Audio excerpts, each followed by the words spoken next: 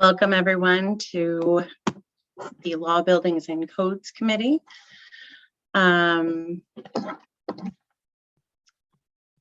We are joined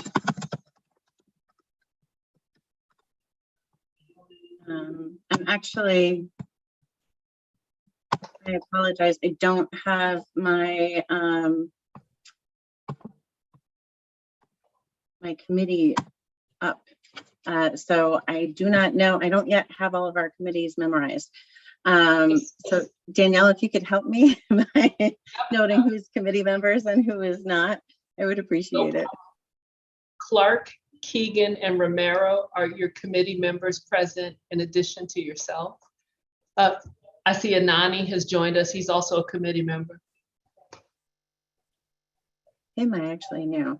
And we're also joined by council members Johnson, Hoey, Kimbrough, and Zamer. We're joined by staff, Bill Trudeau, Brett Williams, and David Gallen, and of course by our incredible staff, the amazing Danielle Gillespie and the ever fabulous Ethan Samuel. So there's a request. Oh, we've also just been joined by Council President Ellis. There is a request. Councilmember Ballerin, who has just signed in as well. He requested that we start with his legislation. So I said that's fine. He's got trying to do something with some vacant buildings and has an important meeting at 6. So we always want to do things with our vacant buildings, and any way I can enable that, I'm happy to do so. And I thank you to Councilmember Johnson, who also graciously agreed to have Councilmember Ballerin go first. So Alfredo, if you would be willing to walk through this a little bit, I believe Bill is here to discuss it as well. And I'll turn the floor over to you. Thank you. And thank you for your adjustment to be able to make the other meeting I have at 6. Well, this bill is basically to try to address the issue that we've had in our city for some time when it comes to parking. About 6-7 years ago, we created the residential parking to try to help our residents that in high density areas, but also in areas that you see a lot of commuter parking, where you have individuals who don't live in the neighborhoods, don't live in the community, but use the parking, for when there's other parking available for people who are working. So this is to make it so that we've had the same restrictions of 2 hours. We've had those restrictions since the beginning of the policy. This is so that if an individual parks, they have their 2-hour time frame, but that's it. They can not take their car and park, 3 spots down and start the clock again. That's what's been happening now, and that's what we're looking to stop. So it would make it so that individuals have their 2 hours like everybody else, and if they're looking to continue to park in the city, they have to park out of the restricted zone. So that's the basics to it, and I'll let Bill go in depth in any other details he'd like to share, and I'll also take any questions if there are any.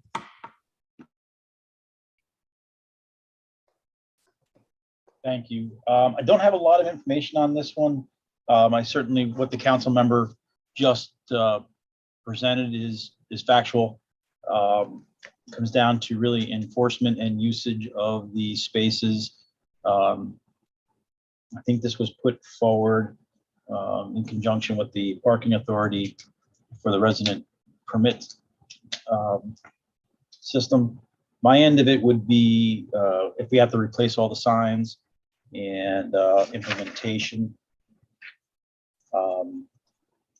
On that end of it, there's definitely a fiscal impact if we have to replace the signage to reflect language on those signs, letting everyone know that they could only stay without a permit in the zone for 2 hours a day. And then again, if we have to change the signs, as of right this minute, depending upon when this goes into effect, 30 days at this point wouldn't give us enough time to create the new signs and change them all out. That's the part that I can speak about. So what would you think would be a reasonable time? 90 days? I think a minimum of 90 with our, with all the other workload. We're coming into summer season and some demands on us right now to move that along. But I can get back to you for sure after we get some more, gather a bit more information and let you know for sure. The other part is fiscally, we're not set up to fabricate that volume of sign.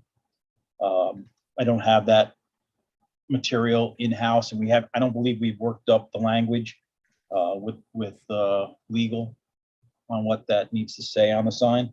I would assume we need to put something about 2-hour parking per day, and have to work up the exact language.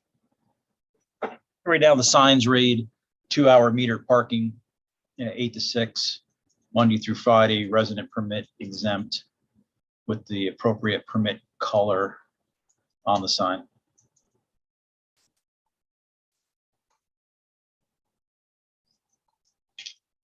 So I guess my question, Bill, There's is 3 separate zones as well.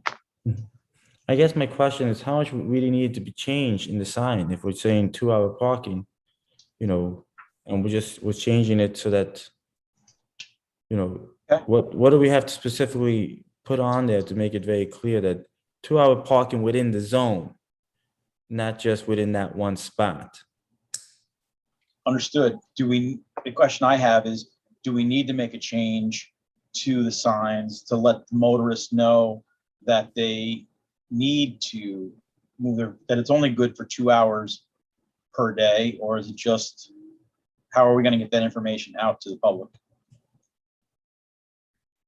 And I believe, Bill, you mean physical signs, correct? Physical signs, yes. Correct.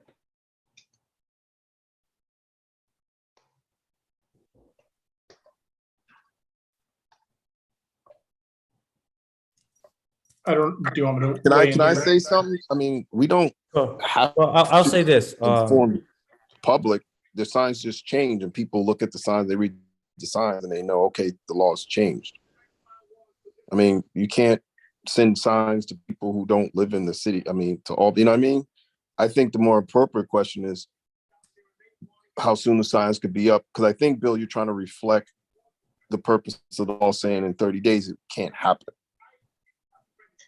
What I'm trying to reflect is if this goes into effect in 30 days and there is an expectation of sign changes to reflect the new law, there's 2 pieces. There's the changing of the signs, and there is, do I have enough material to change those signs? Brett, did you have something about the language? Yeah, I mean, the language of the signs right now, nothing about that would be inaccurate, strictly speaking, under the new legislation. At the very least, I think we probably would need to do some sort of education campaign, but as Council President Ellis mentioned, that wouldn't necessarily reach people who don't live in the city of Albany or who don't subscribe to City of Albany social media channels or other local media. So, the sign, I guess my point is the signs as they're written right now, legally speaking, I think would probably suffice, but they probably don't contain as much information as they could given this proposed new legislation. And the only other thing I was going to say was that in drafting this ordinance, I just put 30 days in there as sort of a placeholder. So, as far as I'm concerned, that can be easily changed. Obviously, that's in the council's hands now, but that's no problem to change on my end anyway. We have a few questions. So Councilmember Romero and then Councilmember Anane, and if there's any other committee members that have questions, and then I can go to non-committee members. Thank you, Jenny.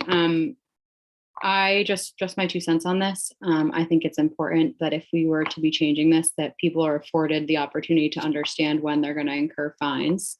So I actually think that the signage is important. But I just have a quick question for Alfredo. This would expand the eligible people for fines. You're saying that people are going to be incurring, there's a larger group now of people that will be incurring penalties. Is that correct? No. If people follow the regulations, there wouldn't be an expanding of fines. There would be an expanding of fine if people are, moving their vehicle just one block down, where it's still within the parking zone restrictions. Then yes, there would be a fine for that. But no, if you were following, what the heart of the law was to make it so that people who are wanting to do business in our city or needed to park to come and visit individuals, they had their 2-hour slots to be able to do so, and not find loopholes by moving your car up the block or around the corner, and really not addressing the real issue. The real issue is people who live in our neighborhoods that are walking distance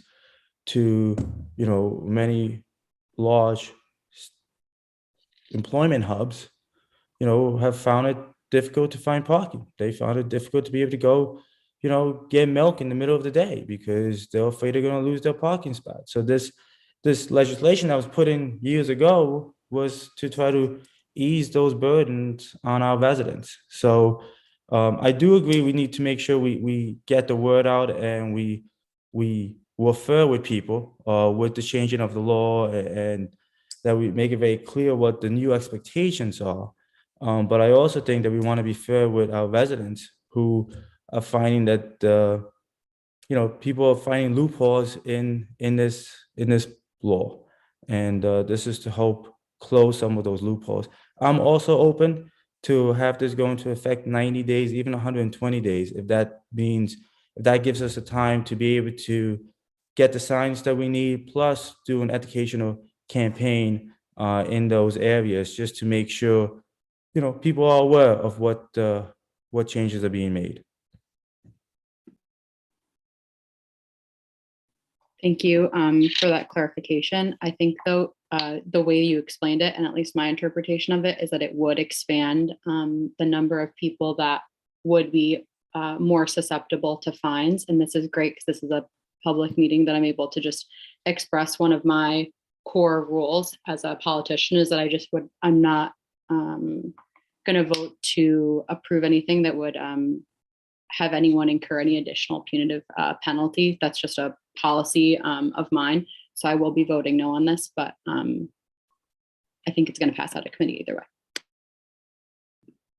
And I respect that. I totally respect that. The goal really is to try to close the loophole. And that's what we're trying to make it so that it's easier for our residents.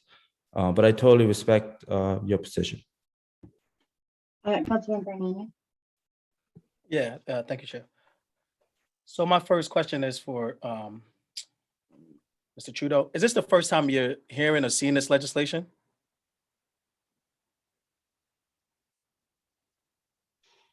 Mr. Trudeau? Sorry, I couldn't find the mute button, the unmute button. It is for me.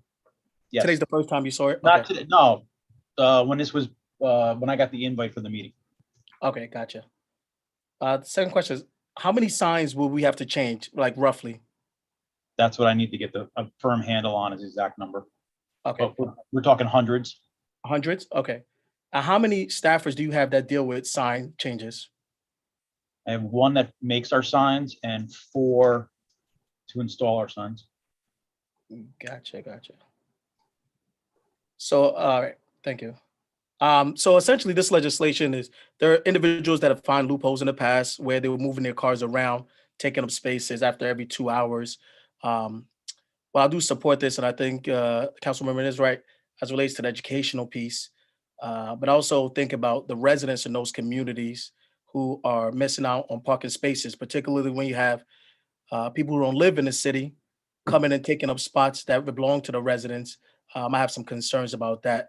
But I'm on the committee. I'll be in favor of tabling this for further discussion until we figure out the effective date and other dates that need to be moved on. But quite frankly, in the past, I've expressed the same sentiment that Councilmember Romero has expressed. Very too often, there are some residents in the city that believe that, city government go after them, whether it's emergency parking, the list goes on. So I just want to make sure that we do our due diligence of informing the residents. These are some of the new laws that will be going into effect, so no one is caught surprise off guard. So whatever time that's needed to strengthen this legislation, I'm all in favor of it. Thank you. I actually would love to, and I'm sorry, Councilmember Keegan, I normally would defer to other committee members, but I think it'd be helpful for me to ask them clarifying questions on this. It's my understanding under our current residential parking permits, you can park 2 hours per day as a non-resident if you don't have the residential tag per zone. So it's something that what we're talking about is people that move their cars between the 3 zones and park 2 hours in each zone. That's correct, right? Or is that? No, it's that people move even within the same zone, and the clock starts all over again. So that's the issue. And I also just want to that was not the intent of, that's why I asked that, because that was not the intent of the original legislation. The original legislation was supposed to have it so that you are not able to park more than 2 hours within a zone. You are only supposed to park 2 hours per zone. So somebody could, in theory, move between like zone 100 and zone 101 or whatever the zones are, but not park just within the same zone, just so people are aware. So Councilmember Keegan and then Councilmember Hovey. I just have a quick question for Bill. If Councilman Anane is talking about tabling this until we get information, what is the timeline for being able to receive that information? If we reschedule and come back to this legislation, let's say 30 days from now, will you be able to present us with the information necessary for us to adequately structure the timeline in the law? I certainly plan on gathering the information as quickly as possible and then presenting it back to the chair as quickly as I can. And I don't think it'll take me 30 days to do it. It should be a lot shorter than that. Okay, thank you. Councilmember Hovey. Yeah, I referred to Isaac Newton, who brilliantly came up with the notion for every action, there's going to be a reaction. And, I'm very frustrated. I'm ready to have my head explode at some point. I was at a planning board meeting the other day, and I'm hearing people say, let's put up apartment buildings and not worry about the parking, let them park on the street. So we want to create a situation where we have more people living in the city, and if they want to have a car, they're going to be fighting for spots and trying to get spots. We want people to work in the city because we want to offer jobs. We're making it very difficult. And that's my point, that there's no planning going on here. We're just doing stuff willy-nilly and really not thinking about the overall reaction. You put up a 300 resident building and have no parking, where are people going to go?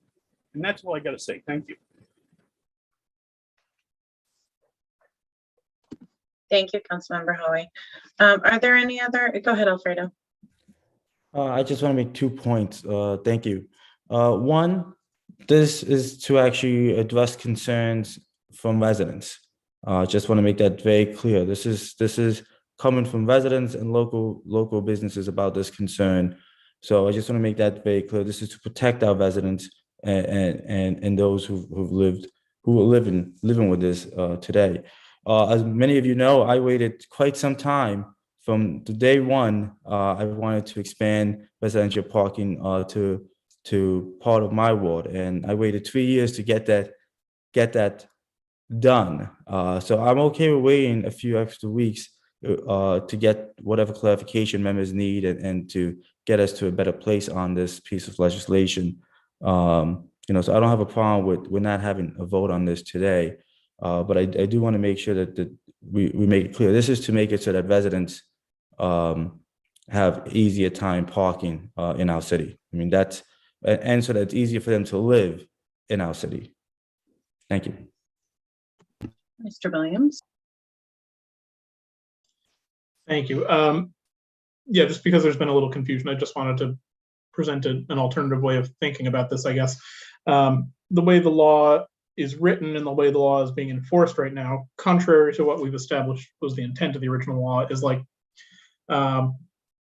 essentially, you have 2 hours to park in a spot right now, whereas the intent is that you were supposed to have 2 hours to park in a particular zone, if that makes sense. So, you can move spots within the zone as much as you want under the way the law is written and enforced right now. But, we want to be policing parking in zones rather than policing parking in particular spots.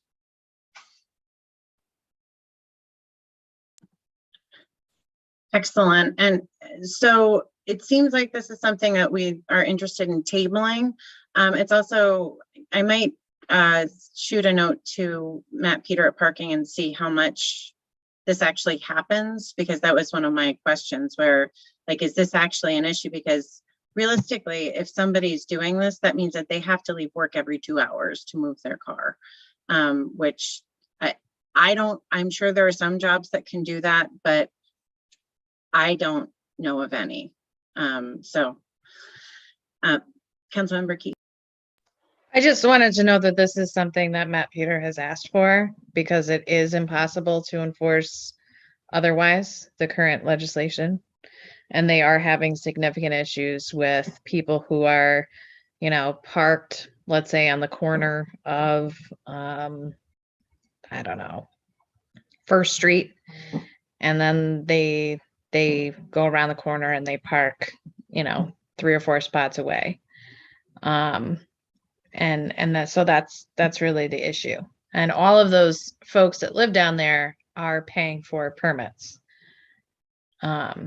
So anyway.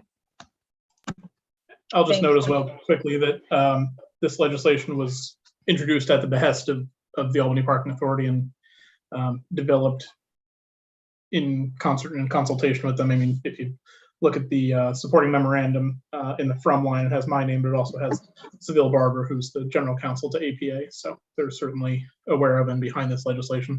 I did reach out to them to see if either Seville or Matt Peter might be able to come to tonight's meeting, but they were both otherwise occupied. We'll make sure that when we discuss it again, that we're able to have them present, and maybe once Bill, you and I are able to connect with a little bit of data, we can do that. And it's the parking authority might even, if it's something that they're interested in, they might even help defray the cost of signs. I know that doesn't help with the manpower, but I know that the signs are a big cost to the city too. So it would be good to have a budget impact that we can think about. I'll reach out to you just as quickly as I get the information.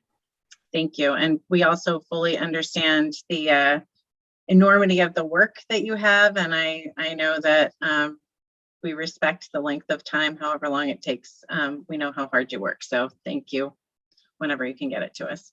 Yep, we'll get it to you as quickly as we can. Thanks, Bill. So with that, thank you so much to Councilmember Vallerin. Let's move on to local law A. If Councilmember Johnson would like to speak on that, and then if there's any administrative, actually, I'm sorry, we need to table that officially. So if I could get a motion to table from a committee member, that would be wonderful. Motion made to table. It looks like Romero moves to table and a second. Oh,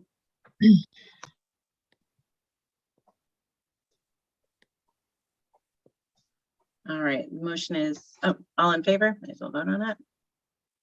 Aye. That is that unanimous, Uwasu? Yes. Great. I was like, it looks unanimous, but I can't see your hand. Excellent. So let's now talk about local law A. Councilmember Johnson, I'll turn it over to you. And I'm assuming, I also, before I turn it over to you, I just want to note that Councilmember Flynn has also joined us. I'm assuming that that David Gallen will speak on it. I don't know, but I'd like to turn it over to Councilmember Johnson. We'll go from there. Thank you. So in my first 4 years, in my first term, I just noticed in the process, I thought we had many situations where people were called to come to committee meetings, you know, the council, and commissioners didn't show. And so when I looked at the whole process, you know, the council people have to get elected. We have to go before the voters. The mayor has to go before the voters. It makes a lot of sense that the commissioners have to come before the council every time there's a election. I think that it would help improve the relationship. You know, as I saw, not only with myself, I saw other members in situations that I think would be addressed by the commissioners having to come and get reconfirmed every 4 years. I think that the council is no longer the council, the old council. I think the last council showed that they spoke out and acted more in independent nature. And as a result of that, you know, a lot of people were responding to the concerns of the people. You know, council people get a lot of phone calls from the constituents with concerns. And sometimes those concerns have to be kicked up to the commissioner, and we should have that open rapport. And I just want to say that currently, you know, I am experiencing that type of rapport with the commissioners, and it makes doing my job a lot more easier. And I just think that every council member should have that opportunity to interact with the commissioners, you know, for the betterment of the city and for their concerns. So I think that us having a resolution like this would send a clear message to the commissioners that, you know, this work and this dialogue between the council and the commissioners is an important piece in this process. So I felt the need to present this to my colleagues, and I'm hearing a lot of support for it. So I don't just speak for myself. I think this is something that's needed for the work that we're trying to do.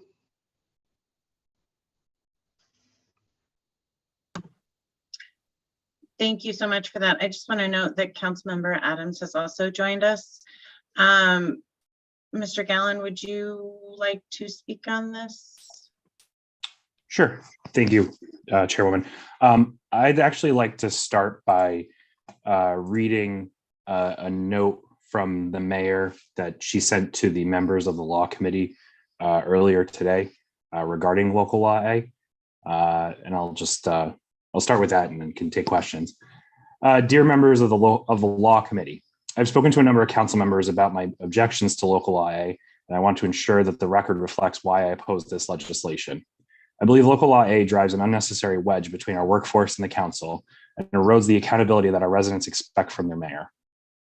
First, this legislation clearly exceeds the authority granted to the council in our charter. Albany's charter provides for a strong mayor form of government. Voters elect and expect a mayor to carry out the executive functions of providing city services. It is incumbent upon the mayor to appoint competent, experienced leadership for each city department. Once confirmed by the council, it is up to the mayor, not the council, to manage and supervise city leadership.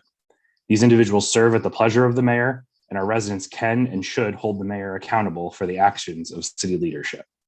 In November of 2006, the voters of Albany gave the council confirmatory authority, a charter revision I supported because legislatures at the state and federal level also confirm high-level appointees. Once confirmed, those who serve at the pleasure of the chief elected official continue to serve until they resign or are terminated by the chief elected official. Local Law A fundamentally changes this relationship and gives the council unilateral authority to fire commissioners. Our research has not uncovered any counterpart to Local A at any level of government. Some council members have suggested they believe commissioners should be more accountable to members of the council. I respectfully remind the council of its broad powers under Section 407 of the Charter to compel the appearance of any department to, quote, furnish the Common Council with any information, data, and reports, end quote.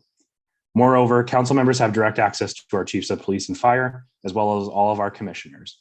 I'm not aware of a single instance where a member of my leadership team refused to appear before a committee or the full council. Second, at a human level, this legislation adds to the perception by our workforce that they are not supported by the council and that their jobs are being unduly politicized. Respectfully, I request that Local Law A not be voted out of committee. Kind regards, Mayor Kathy Sheehan.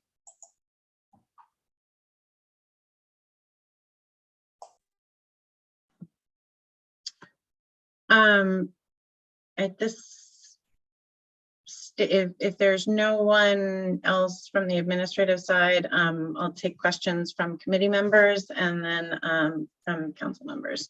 Councilmember Keegan. Sorry, I'm just trying to pull up the actual legislative language in front of me, so I'm going to be kind of going through my concerns.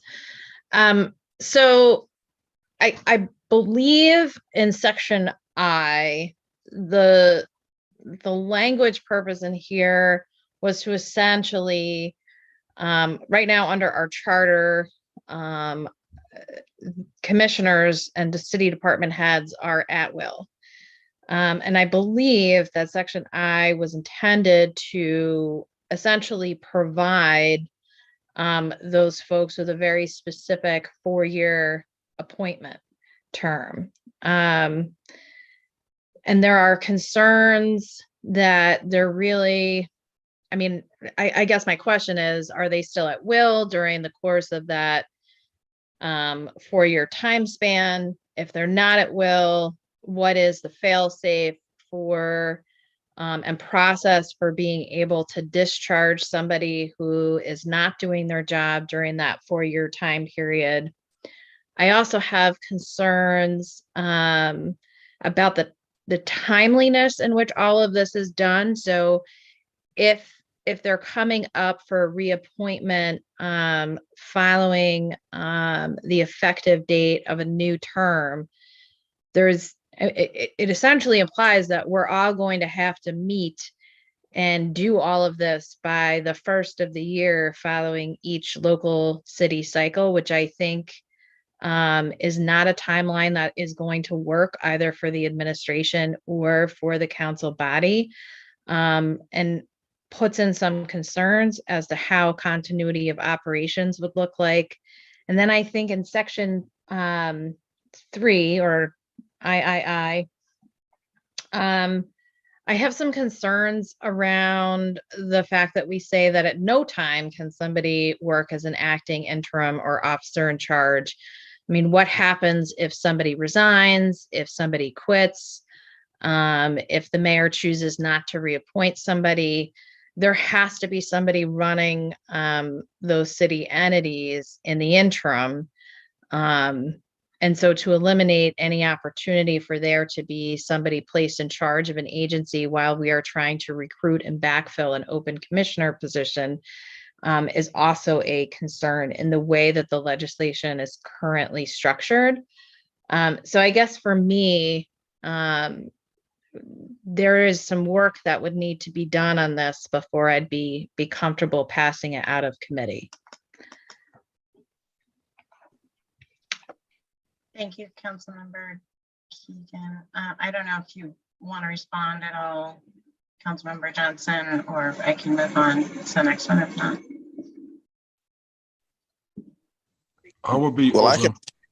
I can respond if Mr. Johnson will not, because got this crafted through our former council.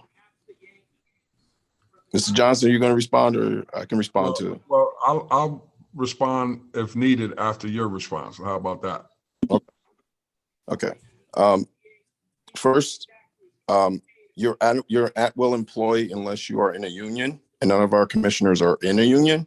So they're at-will employees, so they can be fired anytime.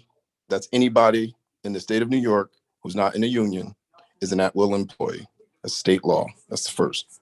Second, in regards to the charter reform, this will have to go towards the voters. So I disagree a little bit when you say, when not you, Megan, but the statement around the voters have obviously voted for a strong mayoral system. This will go to the voters. If the voters feel that way, according to what that statement was, then they will vote this down. This will be on the ballot. This is changing the charter, and this is giving a little bit more power back to the citizens. And the third thing that Ms. Keegan addressed, I think, is very important and a good thought about when does it take effect, right? I think when it was crafted, if I remember the conversation, it was in regards to making sure that an intern could not just serve out a 4-year term if they weren't confirmed by the council. I believe, I can't remember that because this was crafted last year and brought back. So I don't think when you look at the date of when they should be official, I agree that, you know, people leave all the time. So you can't take that away. You can't take interim commissioner away until the mayor makes them. I agree with that. But as far as the transitioning of them becoming the council, it's what we do.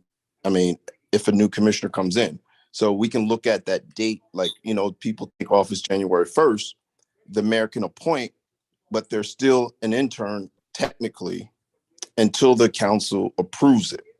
Yeah, but the legislation in the way that it reads currently That's is what I'm I said. saying. Yes. In the language of the We way could it reads change the language. currently, you would have to get it all done by January 1st. Yeah. Like we'd be doing this Mhm. all day. I think that I is problematic. understand that, Megan.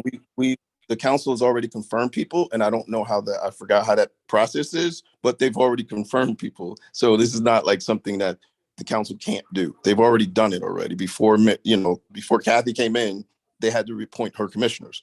What's that timeline? What's that process? And my other concern is the fact that you can't, the way this is currently written, you could never have somebody in an acting position if that Yes. position were vacated. And that is problematic to me. I Yes. could see where we might want to have a fail-safe so that you can't just have somebody in an acting position and forego the council's approval forever and ever and ever. But there has to be a fail-safe that allows for the city to actually do its due diligence in trying to find a replacement employee. And as we've seen, that process has not always gone very quickly, and not because the administration is necessarily dragging its feet. It all depends upon the applicant pool that you have and whether you have qualified people. And so that's kind of where my concern comes from, is in some of the implications of the language and how it could play out. Not working in the way that I think this legislation is intended to work. I concur. I concur with that. I would just also note that, you know, within certain commissions within the state, people are appointed to a finite term in which they are in a leadership position over those agencies. Department of Public Service, for example, has, you know, a board of commissioners that has direct oversight of the agency, and each of those individuals serves a 6-year term unless I believe statutorily they violate some form of federal, state, or local law. So there's that component as well.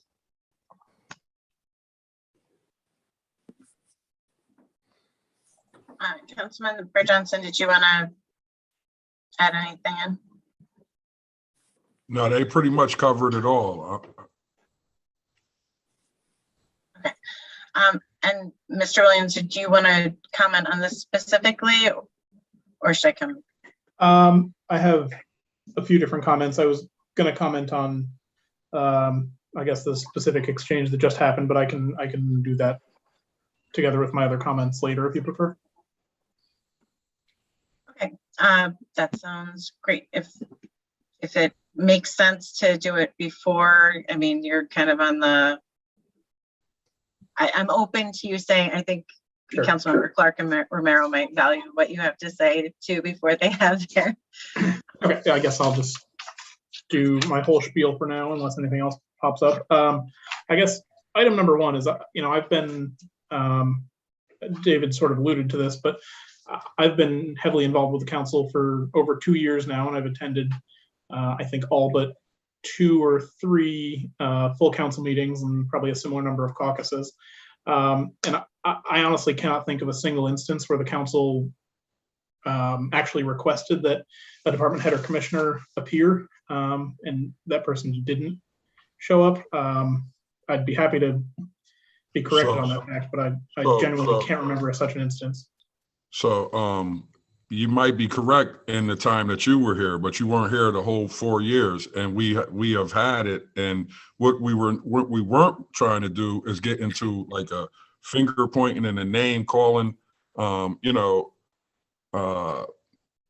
Our experience is we've been living through this for the last 4 years, and like without it's funny that the mayor would use the workers, but the workers are the ones that's telling us things like what's being said to them that by the commissioners, and it's quite offensive of the elected officials. And we don't want to get on here and do mudslinging to define why we feel it's a need for this. For the mayor to say that she is unaware of any commissioners not coming to meetings that they were called to, it's a sad statement, because I know I'm not the only person. If people are going to sit back and not address that, that's the part that's unfair to the people, that, we get here and we wordsmith and we, say things like, Mr. Williams, you may be 100% true because you haven't been with the council,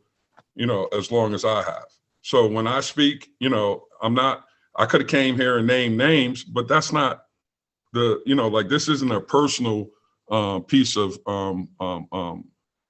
this is not a personal resolution. This is a resolution that's going in line with what this council has shown this city for the last 4 years. This council has been more reactive to the people, and doing so, this just makes sense, and some people, it may not look the same as it does to me or others because you haven't experienced it yet. But, I'm pretty sure, if other council members that had that experience spoke up, I think it would be, a point blank, because for it to be said that it's never been a commissioner that didn't come when we called, and, people aren't saying anything. That says a lot in itself, because I know it didn't just happen to me. I was at, it was me. No, I just, and we can, I will absolutely verify, Councilmember Johnson. I can promise you it happened, and it happened several times. And in fact, there was a letter written to the council about an issue with that with a past commissioner. So I'm happy to dig that out if that needs to happen to refresh memories. But I appreciate Councilmember Johnson, because a lot of what your statement was not just about a punitive thing, but actually something in terms of creating relationships and making those connections. Because in the time that you've been here, Mr. Williams, I would agree. We've had some great response, and we absolutely appreciate the different commissioners that have come in. But I can just verify Councilmember Johnson's experience that it was not, he's not the only one that happened to. But if we can, if Mr. Williams, you want to move forward, and then I can get the other question. Yep.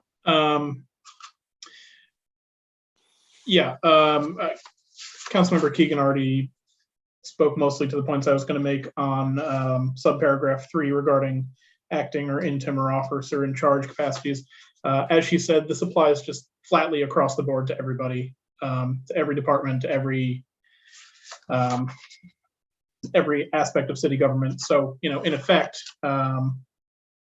if you can't have acting or interim or officers in charge, then every 4 years when this local law would apply, you would basically have a beheaded city government for the start of every 4-year cycle. So however long it takes the council to confirm new department heads, you wouldn't have anybody running the fire department, you wouldn't have anybody running the police department or general services or any of the other various important bodies that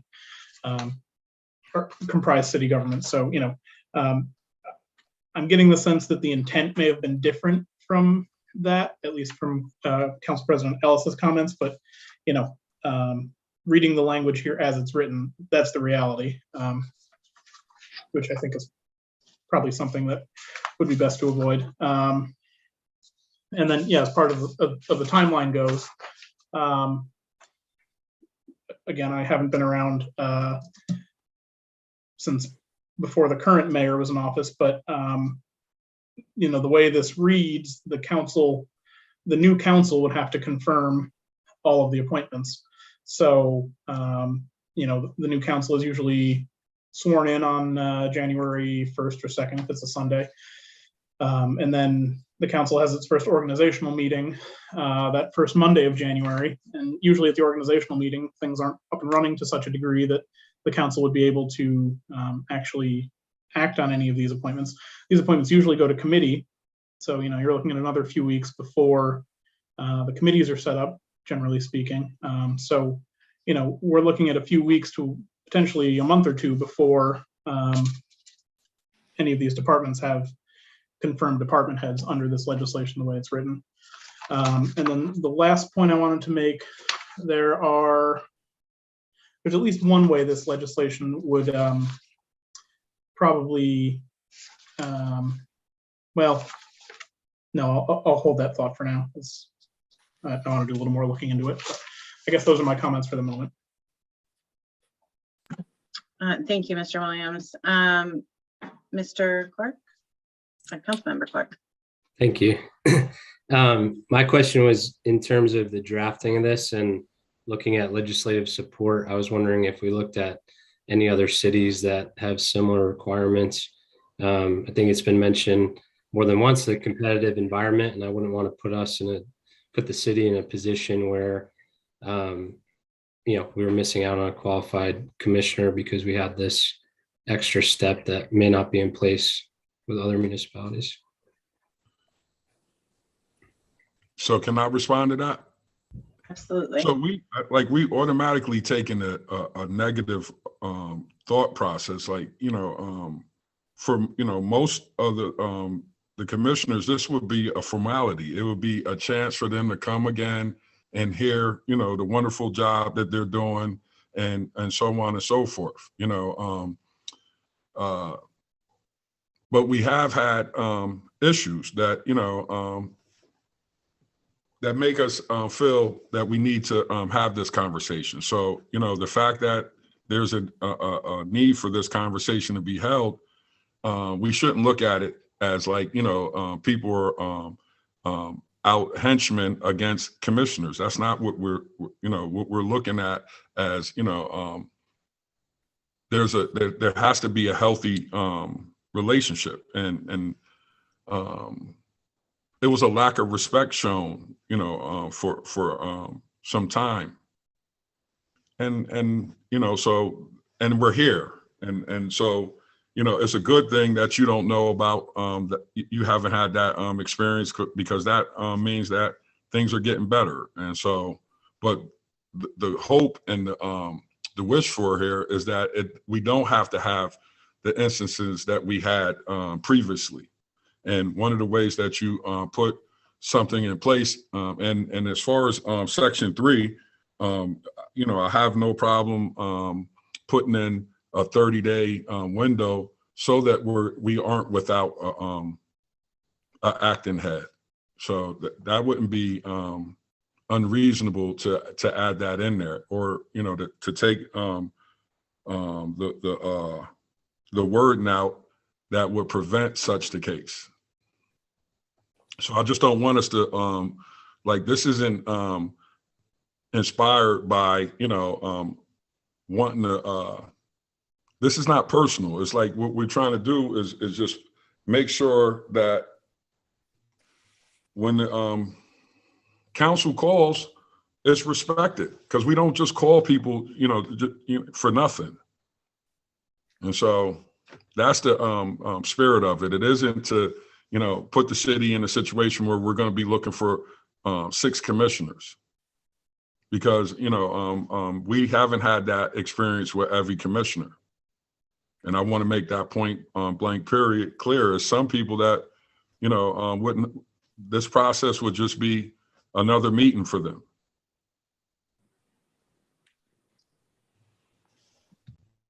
No, I appreciate that, Councilman Johnson. I was just stating, you know, in terms of, you know, the thought that comes to mind for me is you have federal government, state government that, you know, doesn't necessarily go through that extra step. So I just wondered if we had an example of a city that did something similar. You know, I understand I'm new and, you know, don't have the same experiences that all the council members have, but, you know, from the outside looking in, we had an issue with the planning commissioner.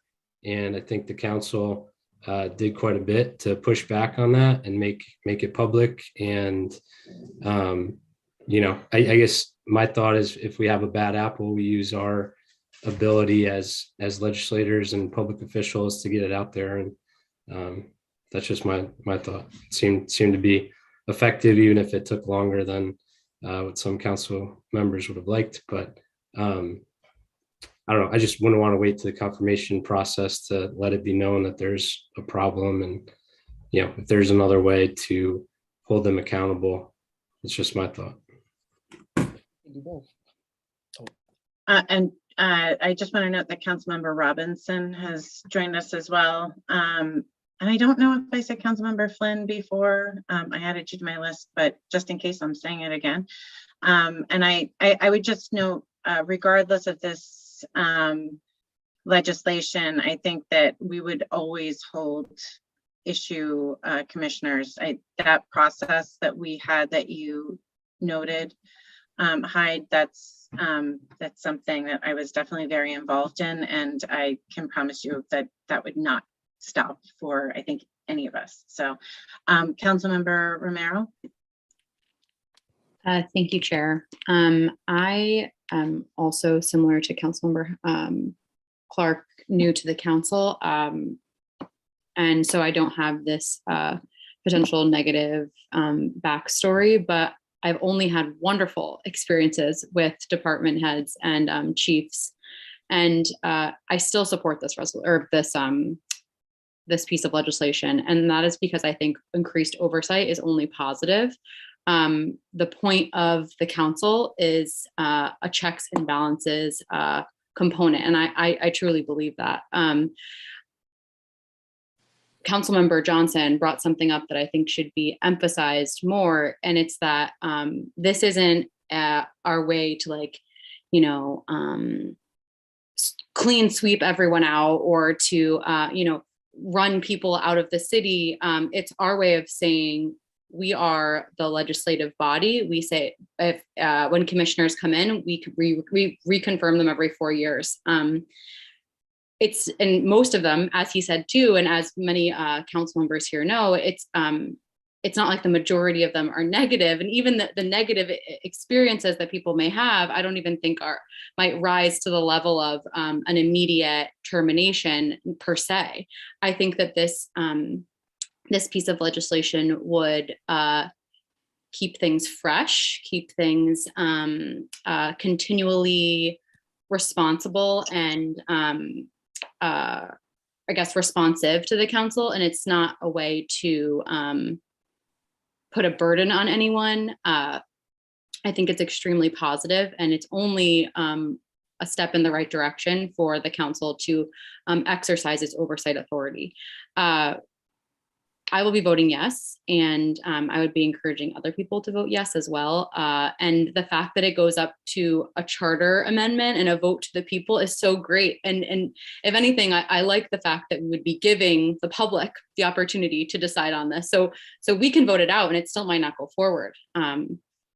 But for that reason, I'll be voting yes. Oh, and then one other thing I wanted to add too, and I agree with a lot of the concern that people had here about the turnover period. So I think maybe we can kind of go back into drafting to figure out a way for us to fit that language in that would require like a 30-day, a 60-day period for us to confirm the new department heads. And maybe during that period, you know, the old department head would stay. I'm not exactly sure, but we can figure it out.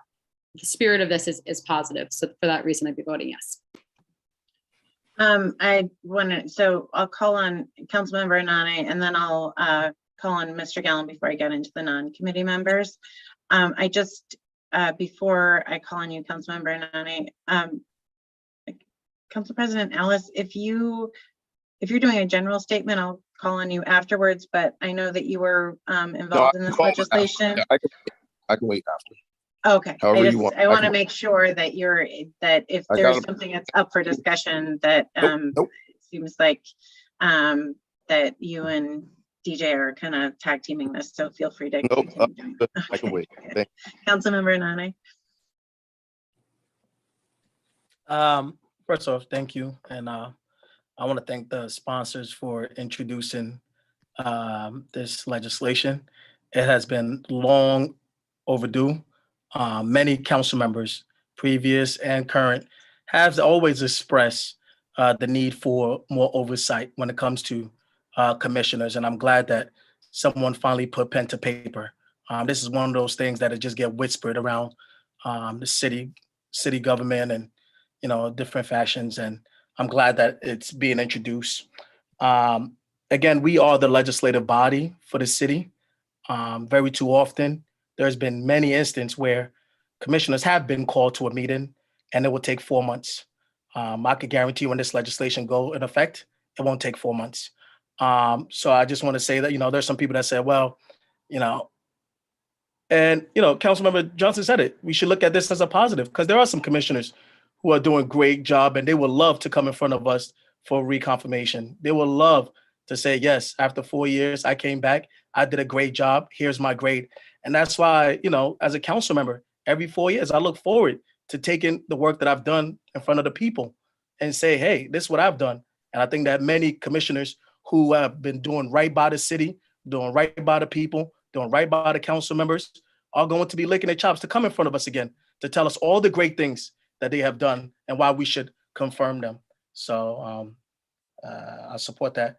And, you know, there's been some arguments that we are the only city that will probably do this. I think that's a good thing. We are the capital of New York. You know, we are Albany. And I think sometimes we have to lead. You know, Albany starts with an A, you know, first letter in the alphabet. And I think it's important that we lead.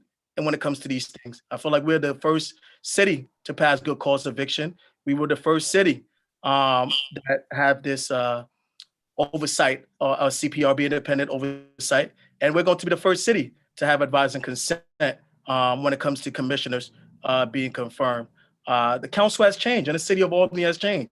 And I think that council members want more of a role, more of a say in the way commissioners respond. So I definitely would. And there was some, and I respect my colleague, Megan Keegan's talk about section, go over it again, section 1, subsection 2, to make some changes. I am also, I'm open to that amendment to make it 30 days to give, you know, commissioners the opportunity to be reconfirmed or confirmed by the council. I don't think any more than 30 days is too long. We don't need, we shouldn't take that long. We typically don't take that long to confirm. We're professionals. And if this is important to us, we will find a way to confirm the good apples. And also, if you know, if there's some commissioners who need to go, we will find a way to make sure that we have a meeting that takes place. Overall, I will be supporting this.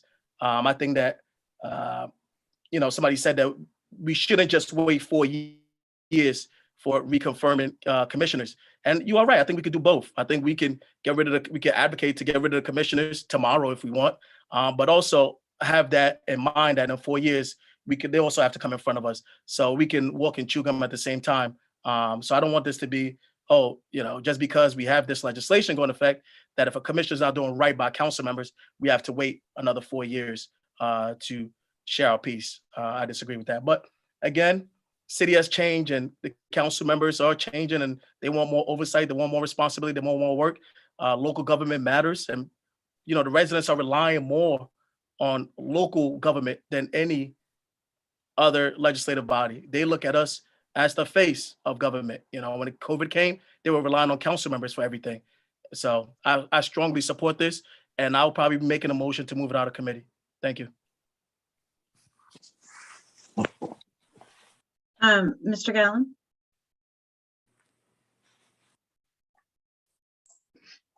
Thanks, Councilmember. I just want to address 3 things that were brought up. The first, Councilmember Johnson's claim that multiple people have ignored requests to come before this council. I've been here on staff for over 5 years now. So I just want to make it very clear. I know of only one instance where a commissioner, where a council member sent a note to a commissioner to come to a meeting and the commissioner didn't come, but IT found out after the fact that the email had been filtered through our email system, our junk email system, because it was sent from a Yahoo email address. Now, I also want to point out the commissioner doesn't work for us anymore. But again, I can think of no situation where a commissioner or a chief has blatantly disregarded a request from this body to come to a committee meeting or a council meeting. We make our chiefs and our commissioners available to you on numerous occasions. I think the police chief has been here more than the mayor, me, and the budget director combined lately. So I just want to point that out. The second thing, you say you need more oversight, but I want to reiterate, you have subpoena power to compel commissioners and chiefs to come before this body. And in the 5 years I've been here, can't think of one single occurrence where a subpoena has been issued to request and compel a commissioner or a chief to come before this body. So if this is happening so blatantly, I would expect that the council would use the authority that they have vested by the charter to issue a subpoena to compel that commissioner or chief to come before them. But again, I can't think of one instance where that's occurred. And finally, I just want to reiterate the research we did regarding who gets reconfirmed after their first confirmation hearing. We could find no example of that happening on any level of government. The Secretary of Defense under George Bush became the Secretary of Defense under Barack Obama. He was never reconfirmed. The Secretary of State, the Department of Environmental Conservation Commissioner, they've all been serving for multiple terms. They've only been confirmed once. By reconfirming every department head every 4 years, you are politicizing the positions themselves. And if no one in the administration thinks that politicizing the police chief, the fire chief, the DGS commissioner, any of those positions is in the best interest of the residents of the city of Albany. Again, the mayor has the authority under the charter to execute the day-to-day operations of the city. The council legislates. And by doing this, we are politicizing these positions. So again, I think this is, as I said at the top, a number of, I should say, every department head co-signed a letter at the end of last year talking about the feeling of disrespect that we face every day. And I think this local law is just another example of that. And we've lost department heads already. I fear that we are going to lose more when they know that they're going to have to sit for a second job interview every 4 years. And Councilmember Anane, I have to submit to you, one job interview is enough. I don't want a second job interview, even though this wouldn't apply to me. But I got to imagine most commissioners and chiefs don't want to go through a second or a third or whatever job interview either. So again, I think we've made it very clear where the mayor and the administration stands on this, and we'll go from there. Mr. Howie? Yes, thank you. I wish Michael Bryan was here because he could tell you when he was chair of his committee, he couldn't get people in. And we brought this up many times, David, during the meetings. I'm still waiting for the tear gas report. I wrote to the chief as the chair of the public safety. I did get the badge report and I was told, hang on, I'll get you the tear gas report. I don't have any report. It's just, we want to work together. Okay, David? I mean, I brought up with you. I sometimes email you. I don't hear back for a week, 2 weeks, 3 weeks. It's just, I don't know if it's lack of respect or that you're overworked, but this is, a general feeling. Tom, can I stop you right there? Sure. We have 25% of our positions are vacant right now. We all work an awful lot every day. We are overworked. Yep. We don't have enough people. I understand that sometimes emails or phone calls get lost, and if you remind us, we certainly follow up. But David, I'm working 3 jobs, okay? I'm working 3 jobs. I have a right. So you understand as well as we all do. I do understand it. I depend on email. That's how I do my job. What I would love, I value, I think discussion is helpful, but I don't necessarily prefer for us to avoid the back and forth. Sure.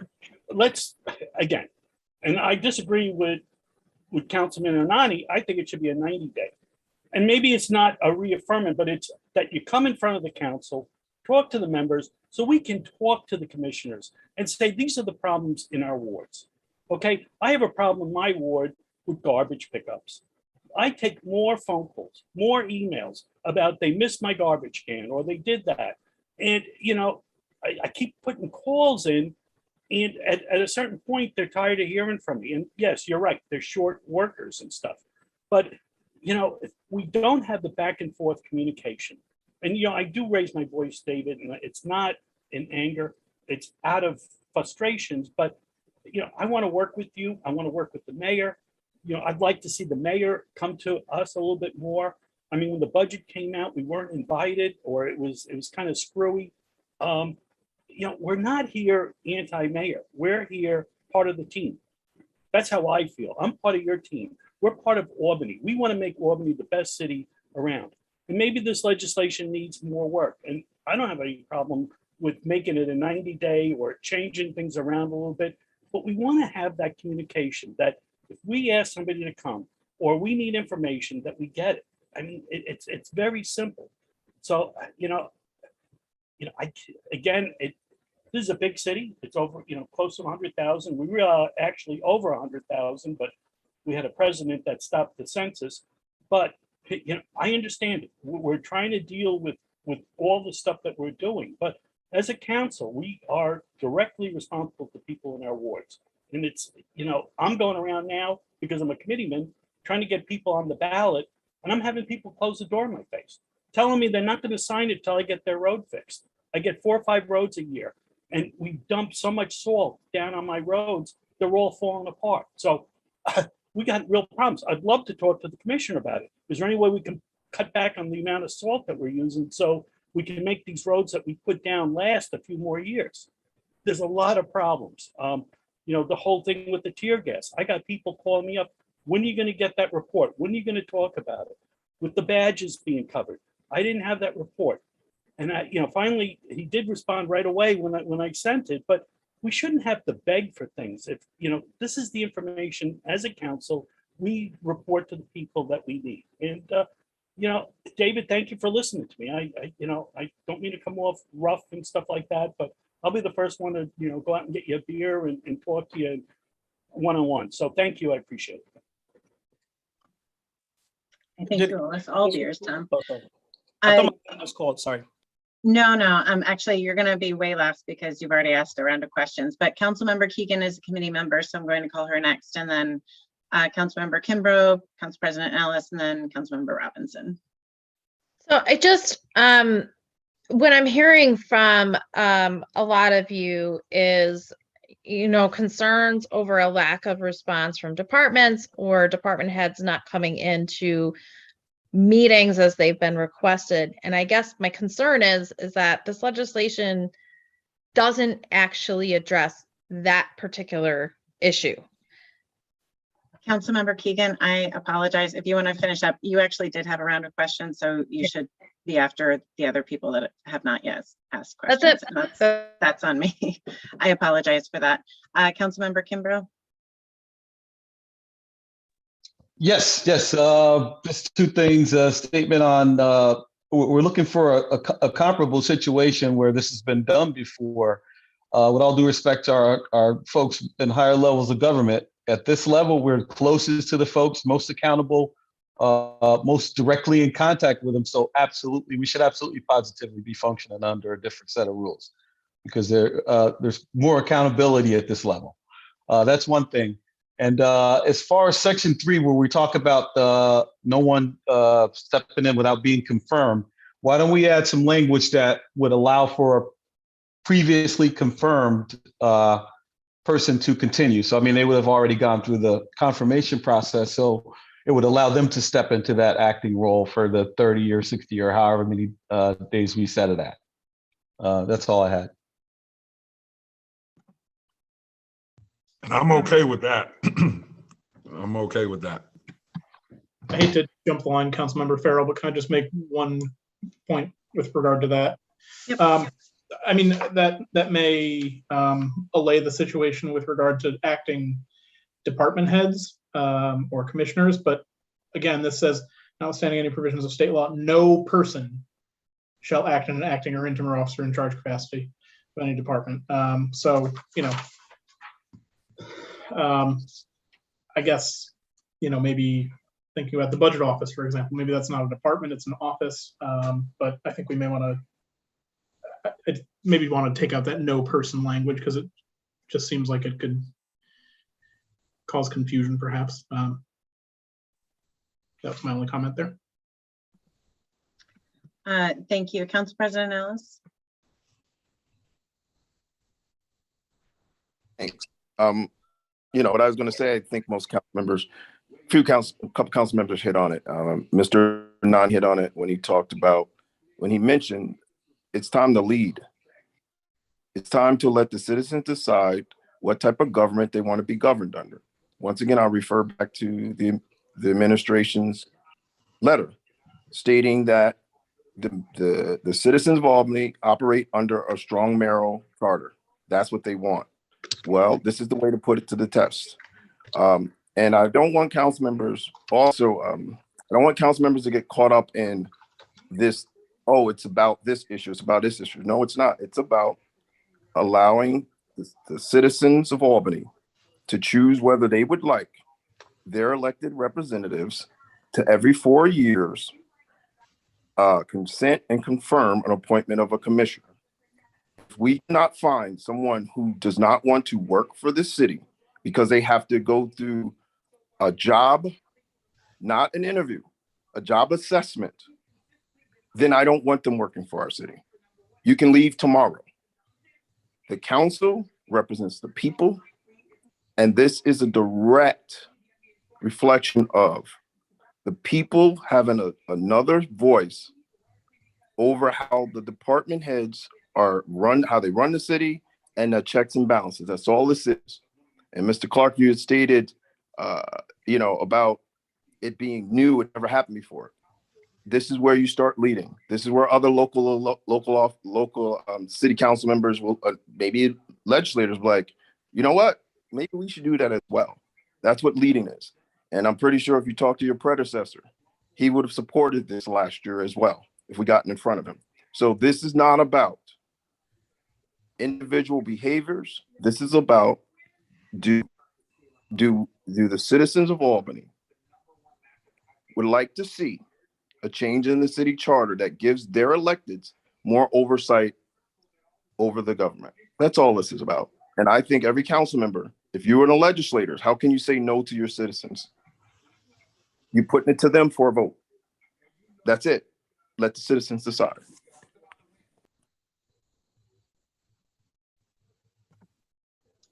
Councilmember Robinson?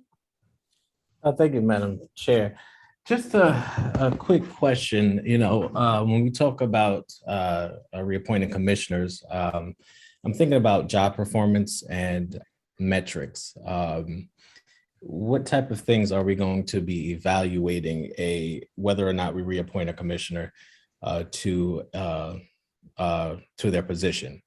And are there some things that we should be taking into consideration as a council that we should be putting into this legislation for consideration, just so that, this process is not perceived as arbitrary in nature?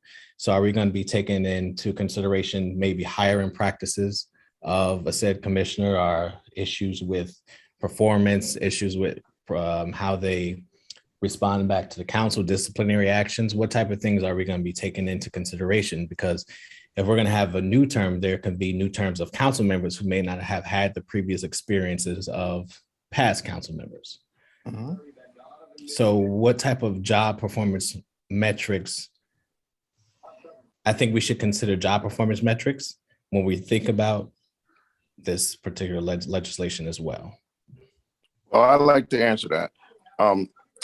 When a new administration comes in, there might be some new council members, and there might be some council members from the past. If the new mayor keeps some members, they might keep some members, they might not. The metrics that is used is the person's resume. The metric that is used, the council interviews that person. And once they interview and they say, yes, we believe this person is qualified, we believe this person will do a good job. The metrics you will use as a council member is up to you. How would you use the metrics if you're there and the person's coming? You're going to use that metrics. And the metrics you're going to use is from your experience.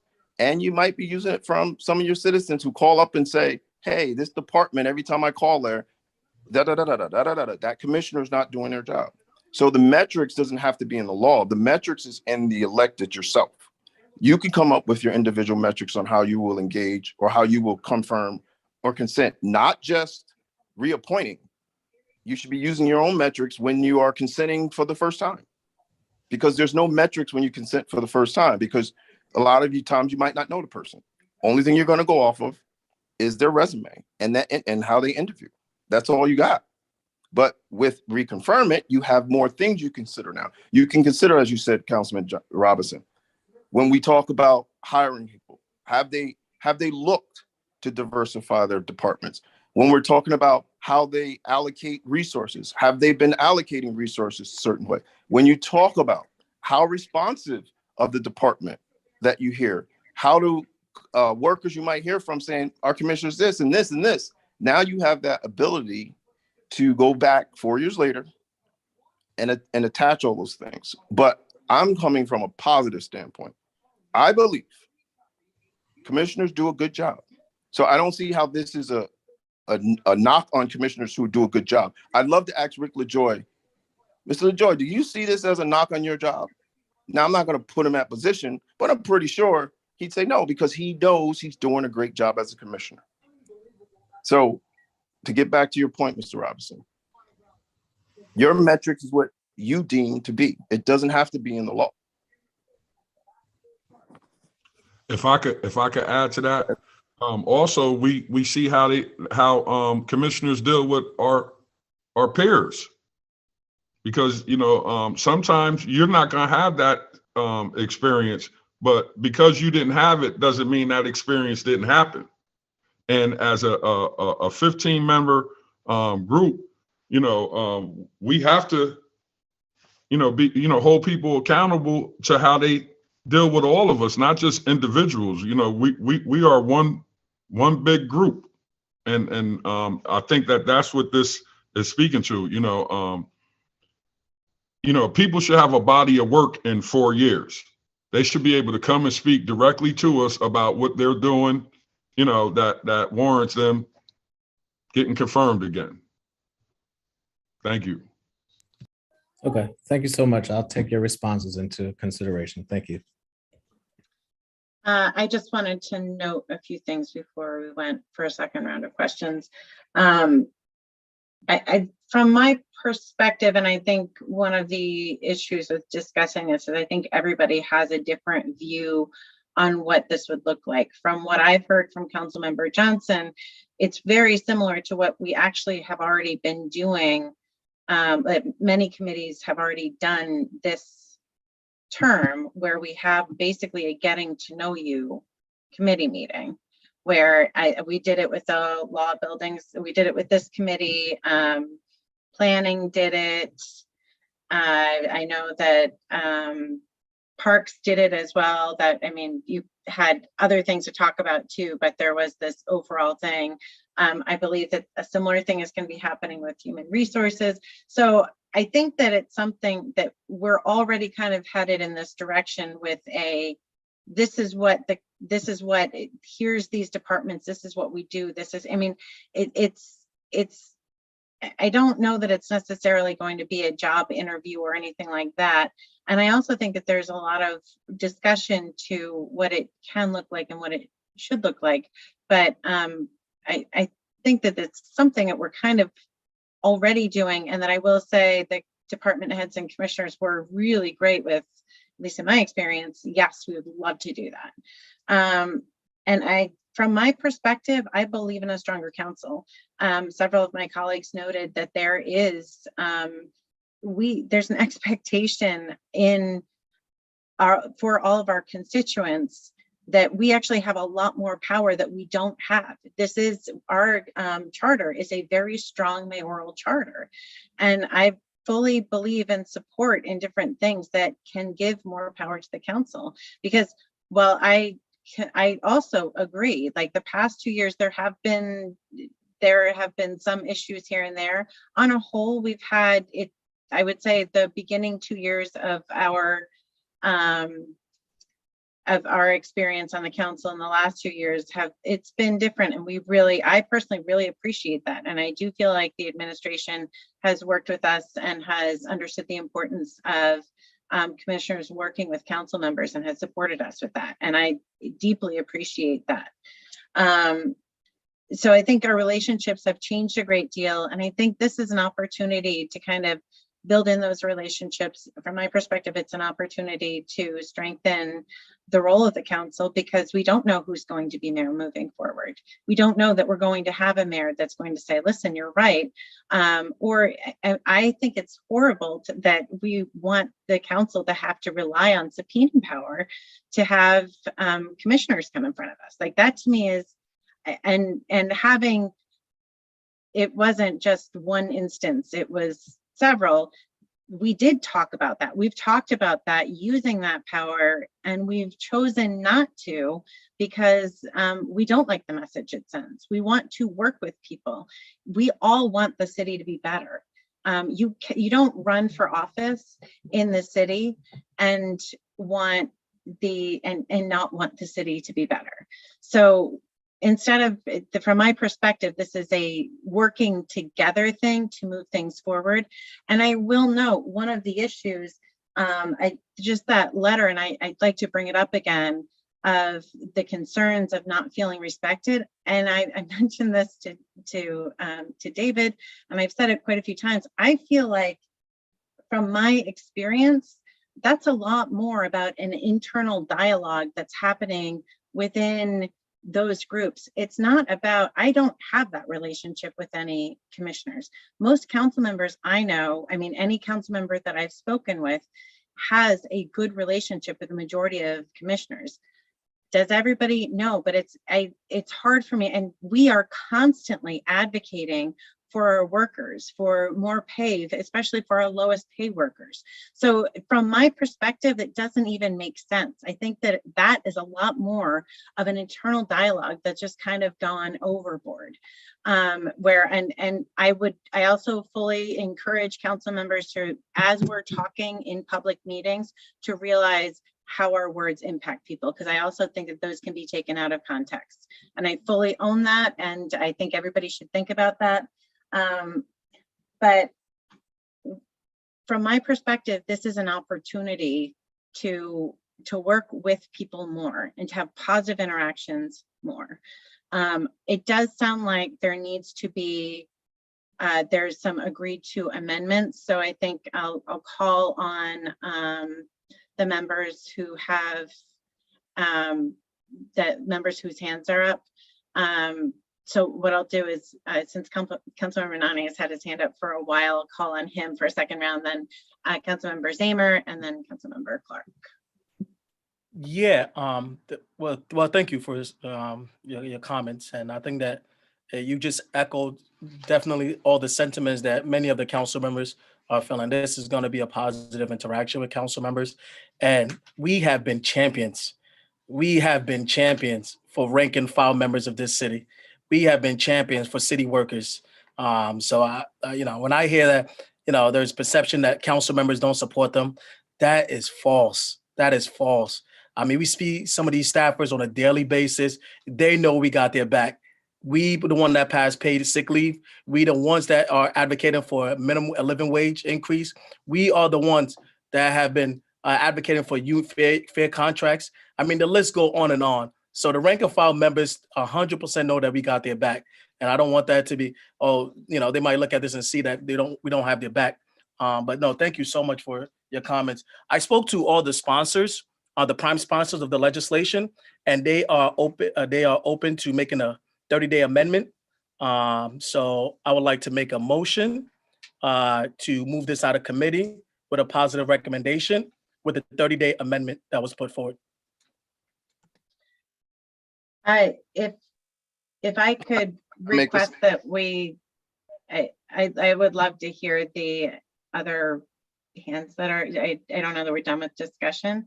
So if you wouldn't mind just waiting for a moment on that motion, and then we can see if it's seconded and move forward. But I would love to hear we haven't heard from Councilmember Zamer yet. So I think that's important. And then Councilmember Clark has his hand up too. Councilmember Zamer.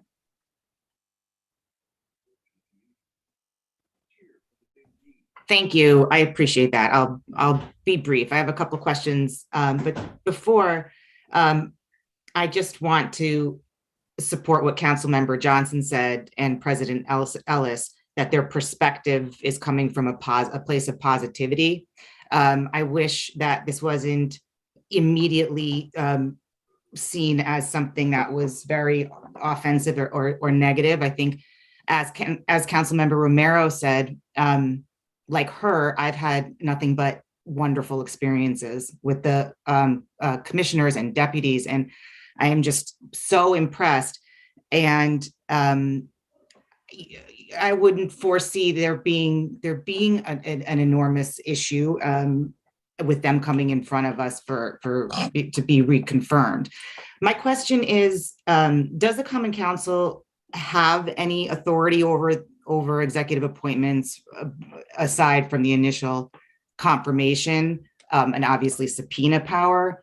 And the second part of that is, and forgive me, I'm new, I'm still trying to figure things out.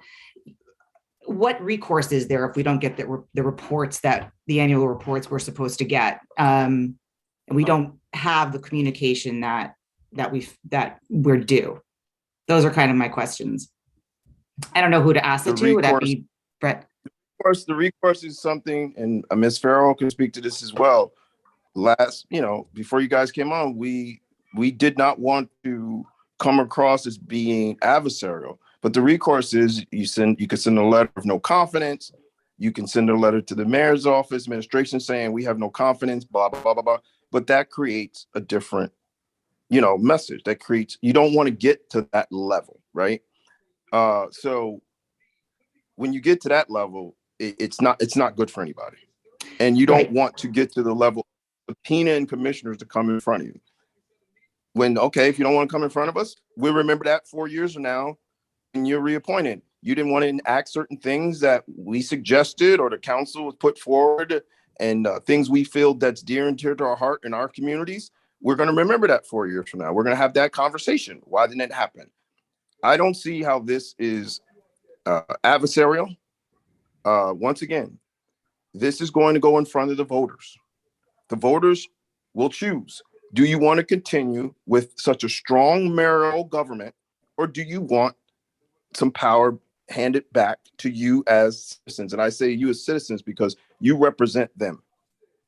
So people can say council members. This is about the citizens. This is about the citizens saying, I want my council member to 4 years from now to just, have a informal or formal another consent of those commissioners. I don't think that's a bad thing. I think it's a good thing. And as Ms. Farrell stated, you don't know in future who's going to sit in that seat. This is all, for me, it's always been about, even though I want to sit in that seat, it's always about good government for me. I grew up in a city where this wasn't democratic. We had a charter that's supposed to be democratic, but you can't have a democratic body with less funding, less staff, no voice to challenge a budget. No, you can't. So this council, along with other councils before this, has been gradually moving towards a more legislative body and not so much of a strong mayoral government. I think that the citizens spoke last year on a referendum we put in front of them, and I'm hoping we put 3 or 4 more referendums in front of them this time around to allow the citizens to say, this is the type of government we'd like to have moving forward. That's all this is about. And remember, the mayor's letter stated, the citizens we have a charter that the citizens agree with. Okay, this is one part of the charter we want to see if they still agree with it. That's it. Simple as that. Understood. Thank you. And the last thing I would say is there was support by the administration for the initial confirmation process, for the council having confirmation process. So sort of for beginning or being part of a relationship with agency heads. Sorry? And that wasn't easy. That was a long time coming, even though when it finally got right, that was hard fought. I know. Yes. So to me, I'm sorry, President Nellis. To me, it makes sense to maintain. This is a way to sort of maintain our relationship. If you supported us being part of the process of creating this relationship and bringing this person into the city in such a powerful role. I mean, the agency heads are really powerful roles. It makes sense that we have some maintenance of our relationship. So that's my view at this point. Thank you. Councilmember Clark. Thank you. Just want to respond because I think my question about legislative history was taken negative, and like I was trying to poke holes in, the purpose of this. But really, we do have opposition to the extent that there was another municipality to point to and say that, this is done somewhere else. I think we do that with any legislation we have. So just want to respond to that because I felt like there's a lot of negative comments as to that question, and ultimately it goes to the voters, and I think that's important. We're not the ones making this decision ultimately. So thank you. Mr. Williams. Yeah, I just wanted to note, I think Council Member Anani had suggested a motion to amend the local law to make for a 30-day period. And I just have to submit that I don't think that's enough time. It takes a week or 2 weeks to set up committees. Then you have to get the legislation to a committee, presumably. I imagine the council would want to send this to committee. That's, I believe, how it's usually done. And then it would have to be referred back to the council. So, again, we're looking at, I think that's a longer than a 30-day timeline just right there. And that's with onboarding new council members and things like that. So, if there is going to ask you a question. Brett, I'm gonna stop there. I want to ask you a question. So when Kathy Sheehan took over, how long did it take for her commissioners to get confirmed? I don't know, Council. And who was in that position? Thank you. So look that up first, and then come back to me saying it takes longer than 30 days. And how many of those commissioners held over from Jared Jennings' administration? I didn't see Nick D'Antonio there January 1st. I didn't see John D'Antonio January 1st when the mayor took office. So how did those commissioners get confirmed within 30 days? Council President Ellis, I'm just going off the process. You can't use that as an excuse. You can't use that as an It's not I just grandstanding. want to make sure that Respectfully, we're I Council all agree. President, I think in 30 a days, the respectful regular tone too. more than Res- enough to reconfirm. Respectfully, everybody Council already- President, I was not making an excuse. I was providing my advice on a way I think this legislation could be made better. 30 But days if is the long council is enough. not inclined to I accept advice, then so be it. I hope the committee So agrees with if I Mr. could Connie's do, 30 days is long. I would prefer again, not to do the back and forth. So let's keep it to one person's talking and another person responding instead of the back and forth. I don't know. I don't find that a productive discussion. So, And Madam Chair, I do apologize. thank I you. apologize to you as being chair of this committee. I will do that, but sometimes when people don't make sense, and that statement did not make sense, I have to challenge it. I But I will do it understand. I in get accordance passionate with you. too. We all know Jenny's Please forgive me passionate, for that. but let me keep asking, Councilmember Anane, then Councilmember Keegan. Mr. Williams, are you still? No, I guess not. Keep going. You can keep going with what you have to say, and No, then. I mean, I made my point. Okay. Frankly, I take exception to Council President Ellis saying that my statement didn't make sense. It was a statement offered with good intentions for the council. And I think it's a perfectly sensible statement. So I'll leave it at that. And Mr. Williams, we appreciate your counsel and appreciate you weighing in. Thank you for that. Yeah, I was actually looking to make a motion, but I want to thank Brett for his opinion. I mean, he's there to give opinions, but overall, at the end of the day, I think to all the prime sponsors. Oh, sorry. Yeah, I just wanna say- can okay, I call sorry. on, I'll call on you last to make the motion, but I do think it's important to have a full discussion on something before we make a motion. So why don't I call on, I know what your hand is up for, and I promise I will call on you when it's ready, but if you wanted to be part of the discussion, you were next, I didn't want to miss you. Councilmember Keegan, then Mr. Gallen. I want to ask to clarify where the 30 days is going.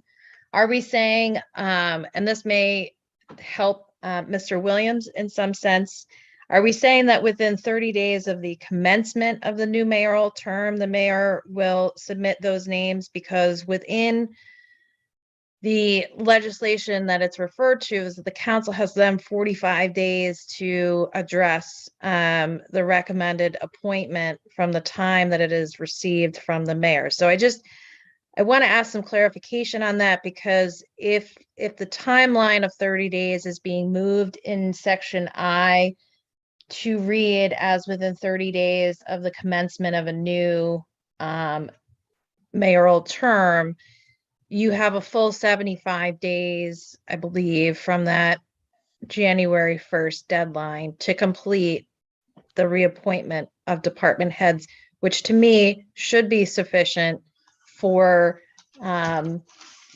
referrals to be made to committee, for committees to be able to be formed, and for the body to come on a full vote.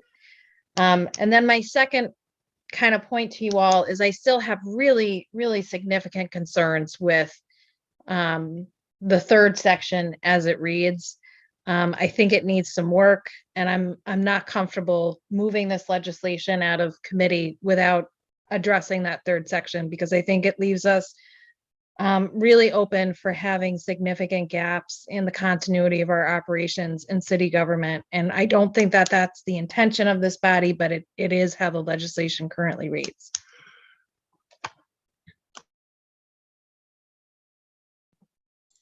I would just note that the proposal Councilmember Keegan has made to include 30 days in which the mayor shall reappoint, and then the council would have 45 days. That would allay my concerns. Mr. Gallen? I was trying to confirm when all the department heads got confirmed. Trying to figure out when they got confirmed in the first term, when the mayor took office. To the council president's point, the D'Antonio brothers weren't reconfirmed. Jonathan Jones and Dan Mirabli were appointed on day one to serve in their places. And then they were confirmed shortly thereafter. John Riley, Steve Krokoff, and Mike Yeveley were all holdovers. And my understanding is that some of the confirmations bled into the second month of the term, even though there was an expedited process. So when I find the exact dates, we'll let you know, but that's just a clarification about some of the names that were thrown out there.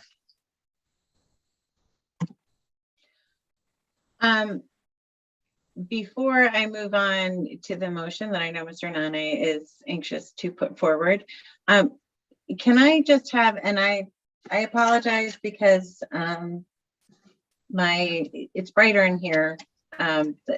My room is a lot darker than it looks in the screen, and so my writing is a hot mess that I can't read half of because it's pretty dark in here. So there were several different amendments that were discussed. And I just wanted to kind of, generally, if we're going to move something out of committee and there are amendments discussed, it'd be really good if we could nail down those amendments before we move it out of committee. Otherwise, it's something that we should work on the amendments and then bring back to the committee. And I'm not sure, Mr. Johnson, what you would like to see, but we can go through and kind of firm up what those amendments are right now. We can work on the amendments. Again, I'm good with either way. I fully support this and I'm happy to work with you on it in any way, whichever is best. But I just wanted to kind of confirm that because it seemed like there were several different points of amendments that you had agreed to the concept of that we should really firm up before this is moved out of committee. I'm fine with moving it out of committee with the understanding that on my record we agreed to clearly saying that it was 30 days. We agreed to take out the word any. And if I'm missing anything that if I'm missing anything that anyone else suggested, please bring it to our attention right now.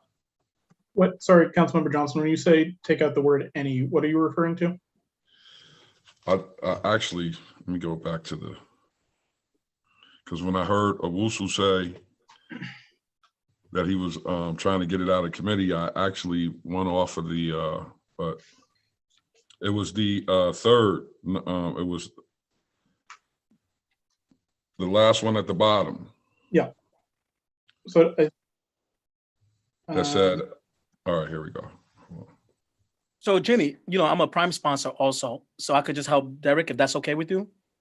So no, we have to get it firmed up before we pass it out of committee. No, I'm not going to move it. I'm not going to move it. The language, I was saying the language. I think. However it happens, I think it's fantastic. But if we're going to move it out of committee, let's clarify what those amendments specifically are.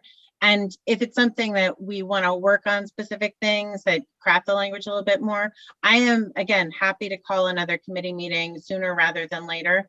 But I wanted to kind of nail down which direction. And we have the addition of, so the mayor has 30 days to give us the appointments, and then there's 45 days after that. I would agree with that reading. And then there was a point and that I think Councilmember Johnson is pulling up with that last, it said no person, can you hear me? It said no person shall act. And I thought that we came to an agreement that that you got to have somebody doing the job. You can't say nobody can't do the job. So we wanted to clear up that language so that it was clear that that wasn't what we were saying, because if I think it was Councilwoman Keegan that said the way that it's written, it looks like it says that no one could, we can't put a temporary person in there. Am I right, Councilwoman Keegan? Yeah, and this is like kind of like the one section, and I hope you don't take offense to this, Councilman Johnson, but I do think that we need to play around with this language a bit before we move it out of committee. Like I would prefer to have an opportunity to kind of sit down and work on some language and bring it back to the committee in a way that it doesn't impact continuity of operations and still meets the intent of what we want, which is, or what I'm hearing that you guys want, which is that you don't want a situation in which any future mayor can bypass the council's appointing authority by just having somebody in an acting position, correct? That's really what we're looking for. Can you say that again? So in theory right now, you could have a commissioner leave a position and the mayor could appoint somebody as acting, and they can just be acting forever. And they never have to come to the council body to formally appoint them as the permanent commissioner until they choose to remove them from that acting title. And my interpretation of what was intended by this language was to avoid a situation in which any future mayor sort of bypasses the whole purpose of coming to the council by leaving somebody in an acting title and never formally appointing them a commissioner. That was my understanding of what you guys meant to do with this language. Is that correct? Yes, but so but the way it currently reads, because this sort of not only applies to, this sort of changes the charter in the way that department heads are appointed, period. You know, the way I read this is even in between a mayoral term, if you all of a sudden have a vacancy, nobody can act. So you lose that continuity of operations. So to me, we need to flesh out what that really does. Well, I understand what you're saying. We don't need to do that. Kelly's suggestion was right on. Kelly's suggestion was, he said, I believe he said, previous confirmed commissioners will stay as intern for 30 days or something to that effect until the next mayoral selection is presented to the council. That clears that up. Well, what happens though when you cannot find a qualified person? Let's say in theory, we decide not to approve. Take a 90,000 a year job, we're in trouble. These are the same excuses I heard in 2005, 2006. Oh, what if we can't? When I put in to have our commissioners live in the city of Albany, same thing. What if we can't find somebody? It's going to make it hard for people to want to come and work at the city of Albany. When we were trying to passing a law to have our commissioners live in the city of Albany, it's the same rhetoric. It's 2002. I cannot believe I'm hearing this. Council it President, satisfies it. It satisfies it with the 30 days until the new mayor. I think what Kelly's suggestion satisfies it. I don't understand this. That's what I'm saying. I don't. Okay.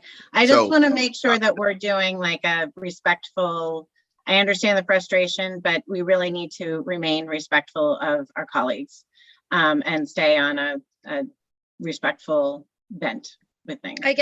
I guess for me, this is not even something that's going to go into effect until 2026.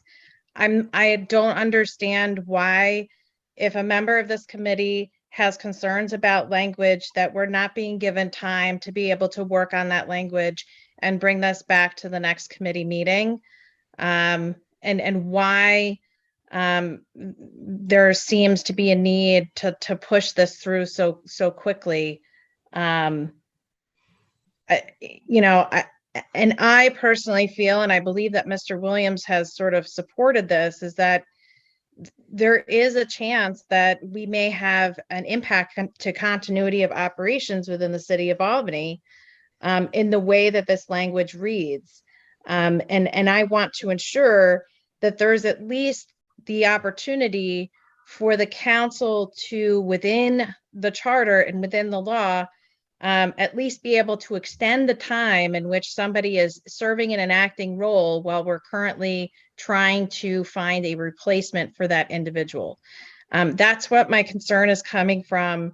That doesn't necessarily mean we have no accountability or we can't hold the mayor's feet to the fire. But this is not something that needs to be done this month or tonight in order to, I'm sorry, in order for this legislation to go into effect in 2026. So I apologize if I'm frustrating people, but that's all I'm asking for. And if Mr. Johnson has no issues with that, I will agree with you, Ms. Keegan, that could be accomplished. Well, I thought that we addressed the language that you did a great job of pointing out, and I didn't see why it would be any problem with agreeing to make the adjustments that we agreed upon and moving it out of committee. That was my because I'm only hearing one person with the questioning that is coming from Councilwoman Keegan. So that's my feelings. I would like to see it move out with the understanding that we're gonna make adjustments to the wording and I. And it is my preference before we move things out of committee I don't like to move things out of committee unless we have the language nailed down. That's the whole process of a committee. So I think that's something that we do need to figure out the specifics. Councilmember Anane, Councilmember Clark after. Yeah, I just have a quick question, Councilmember Farron. I wish JR was here so he can answer this. But can we move this and then make the amendment before Monday meeting for the full vote? I know that we have done this before for the piece of legislation, that I had where it was moved out of committee, but sorry, go ahead. Oh no, go ahead. I'm sorry. Gotcha. As one of the has to age. Yeah, it has to age. Okay, thank you. But as one of the prime sponsors, I think all the prime sponsors, again, this is compromising time, right? And I want to thank the chair for bringing this up to hear other council members. And I think that there are some things that the prime sponsors, myself, Derek Johnson, Council President Coriolis, Councilmember Romero, and Councilmember Tom Hoey are willing to compromise. And there's some stuff that we're not willing to compromise. And I think that so far, every prime sponsor that I've spoken to wants only 30 days, and that's it. It's not up for further discussion. I think the prime sponsor of this legislation are intentional about this legislation, and the language that was added, they respect Councilmember Keegan's recommendation to make the 30-day amendment. That's the only thing that we're willing to make amendments to. That's it. I don't no other think period number. I think that's that's not entirely accurate because Councilmember Johnson was talking about another. There are several other pieces that people agreed to. We just need to nail those down. Councilmember Johnson just called and said to make a motion to move it out of committee. So I'm ready to move it out of committee with the recommendation that has been laid forward as a prime sponsor and also committee member. That's the thing, is that we don't have a firm recommendation on exactly what that language is. The language is Kelly's recommendation, and I will read Kelly's recommendation if you will let me, or any other.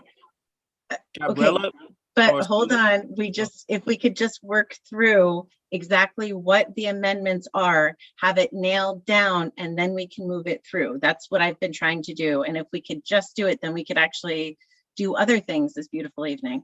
Councilmember Clark. Yeah, I just want to say I'm not opposed to the idea. I don't understand the rush, kind of similar to what Councilwoman Keegan was saying. And I understand that Councilman Anani has the changes he wants to make, but I'm not in favor of moving this out of committee unless we have the exact language.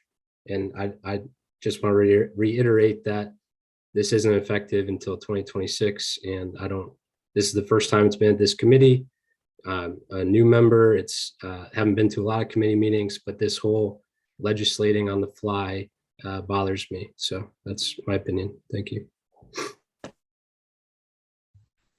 And we don't usually pass things out of committee with major amendments that are up in the air. So I would prefer nailing that down. So Chair, go ahead, Councilmember. But you're saying major amendments. It's not major amendments because we're all in agreement that that we're going to change it. And Kelly made a suggestion, and we were okay with that suggestion. Like my problem is that I closed up all my equipment once I heard we're moving this out of committee and didn't expect it to go back. And so, you know, I'm not the fastest to get to my to get back. But no, let's just, and I think we are all in a space where people agreed with it. And you know, the beauty of things is that we what we do is we legislate. So let's just, Kelly, do you still have exactly, because it's previous commissioners can remain in place, and I have until the full, because the process is we're putting in different days, it might be better to have something along the lines of until the full, oh, I need the language. Can I read what it says? Yes. All right, it says, previously confirmed commissioners will stay as interim for 30 days until new mayoral selection is presented to the council. Can I So just ask what would happen then if the, can I, before you, because I know I'm what sorry, you're going to say, Mr. Williams, and if I am not addressing it, then feel free to jump in. But instead of the 30 days, because the process is actually, the mayor has 30 days and then we have 45 days. So if we could just put in there that until the full stated above process, something like that.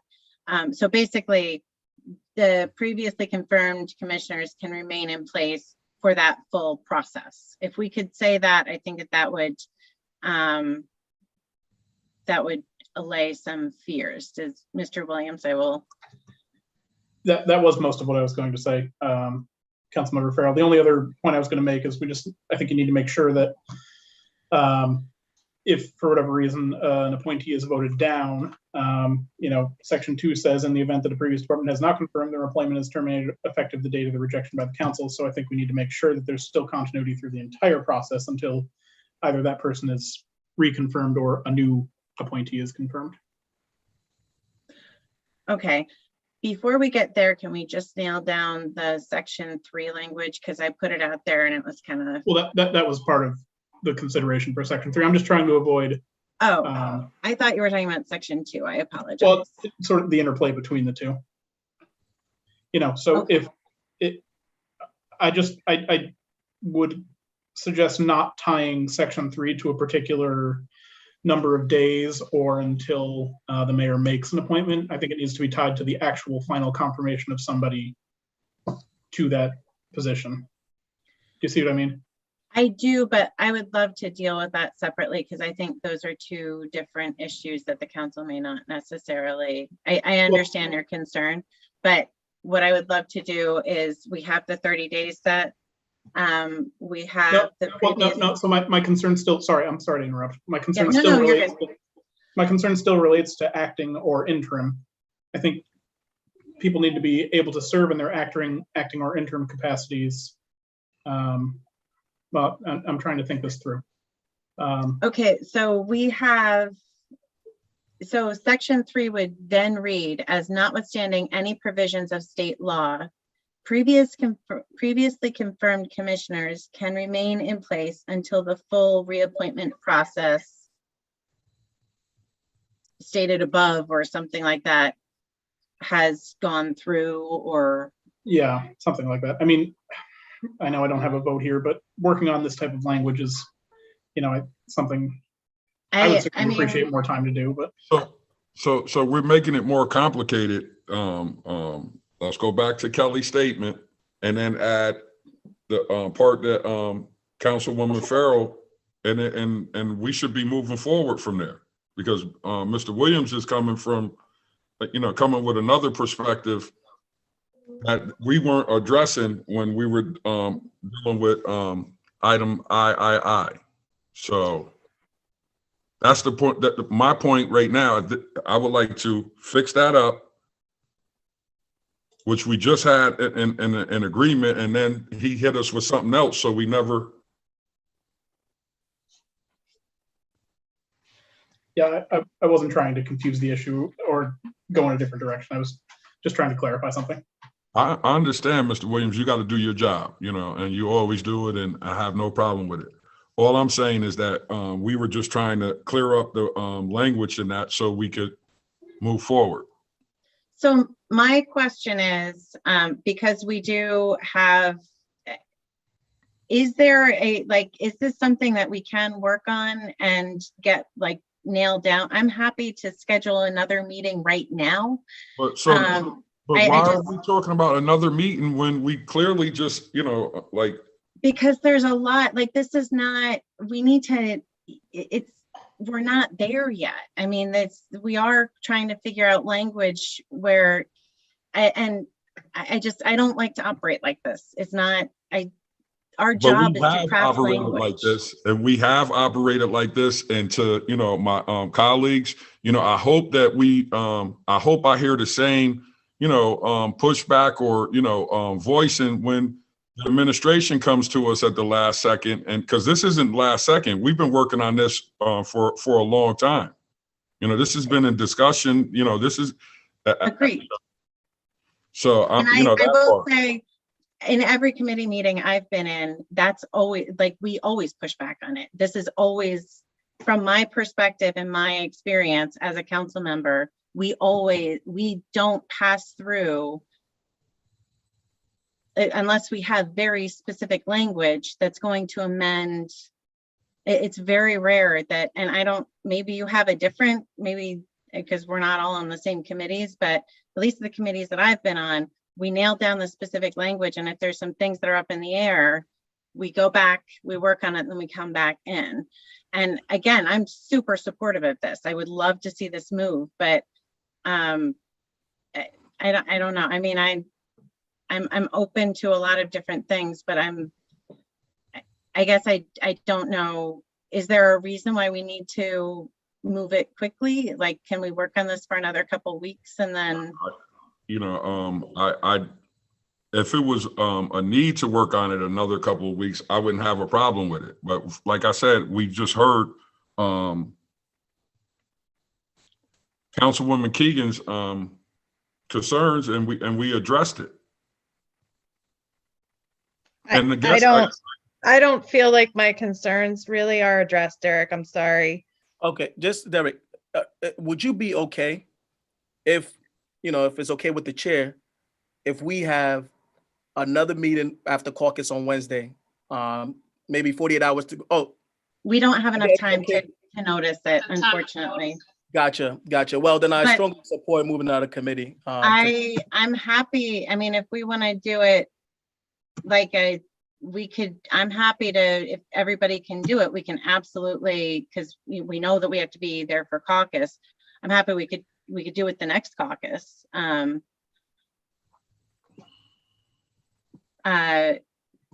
not the one on, not the 16th, but I think our next one is the 30th. The 30th, yeah. More like the 21st, maybe the 21st. Before March 21st, yeah, before our full meeting. Yeah, I think we have to have 10 days. 10 days. Yeah. Yeah, I think the sponsor has really expressed to us that he wants to move it out of committee today. So again, I'm gonna. But is it something that we could do on? Could we do that on the 30th? Work on it, and then then it's something where it'll age. And we could potentially vote on it in beginning of April.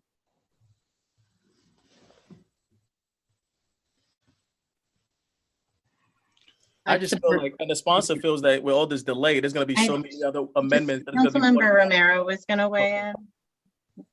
Oh, sorry. I was going to say I'd support moving it out of committee. Yeah. If you need another vote on that.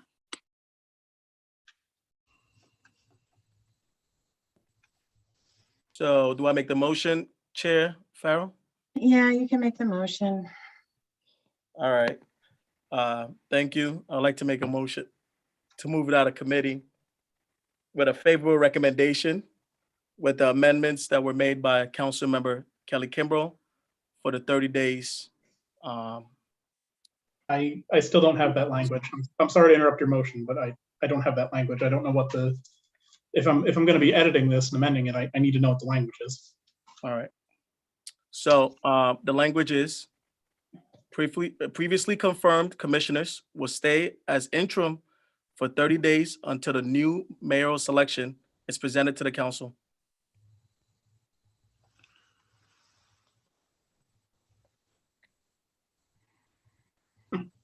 Okay, Is there a second to my motion? Gabrielle, a second?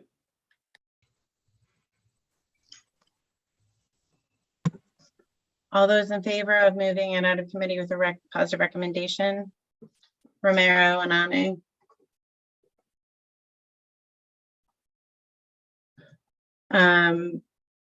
The motion does not pass.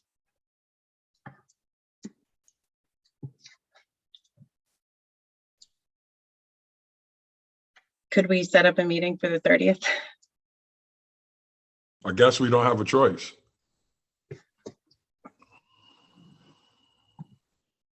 just for what little it's worth, I won't be here on the 30th. One of my colleagues will be covering the meeting, but I am happy to work with whoever from the council on the language in advance of that date. What I would love for the law committee members to do is to reserve that date, and I'm going to look and see if we can do a date before that. That hopefully Mr. Williams, since he's been involved, can attend, and that will fit into our 10-day window. Ms. Romero? Would it be before or after caucus? I'm just curious. Sorry. After Okay. caucus. Yeah. Okay. We do have the, I believe the auditor's office is coming to that caucus. So I don't know how much that affects anything, but that's what's planned for the 30th.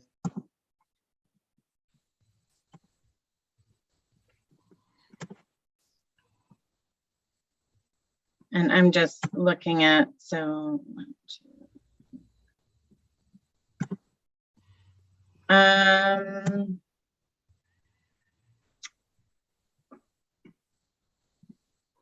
Yeah, and I mean, we could potentially, unfortunately, we have within our window, there's not a lot of meetings before that. We could potentially do it on the 29th.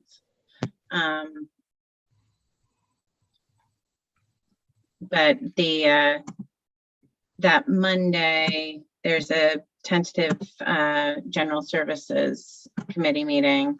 We already have a committee meeting for human resources on Wednesday and public safety.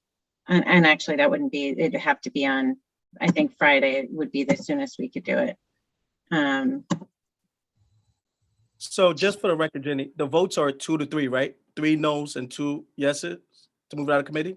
There's 2 yeses to move it out of committee. I can go through and take the, Yeah, you can go through that.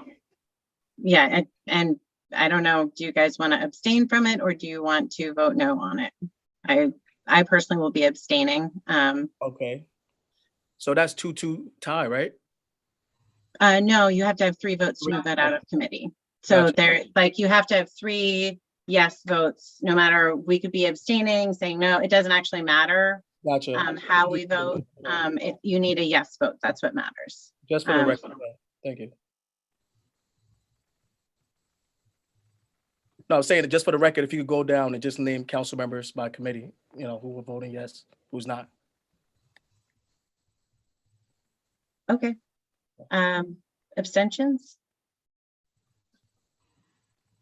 No votes? Keegan and Clark?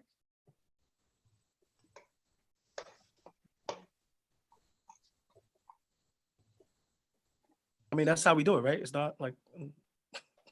Yeah, it just, I mean, yeah, it would, it's, I was more focused on that it's not moving. So, and I'd like to be able to get it to move. So I was focused on getting the date so we can actually move it.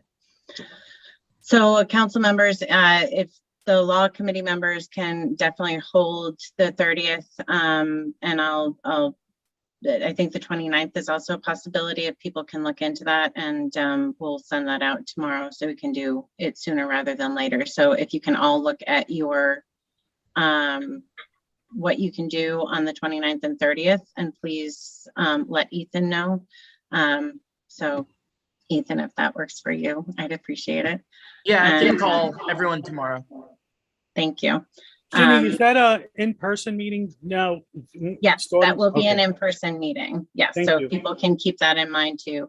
After Wednesday, we'll be in person, and I don't know if if the governor will be extending that, but I personally would like to. I think we should be in person, so I'd like the next committee meeting to be in person regardless. Okay. So Councilmember Anani and Councilmember Keegan still have their hands up. Do you guys have anything else to say? Motion to adjourn. Sorry, I didn't mean to have my hand up. And can I get a second on that? Second. All in favor? Aye. Good night, everybody.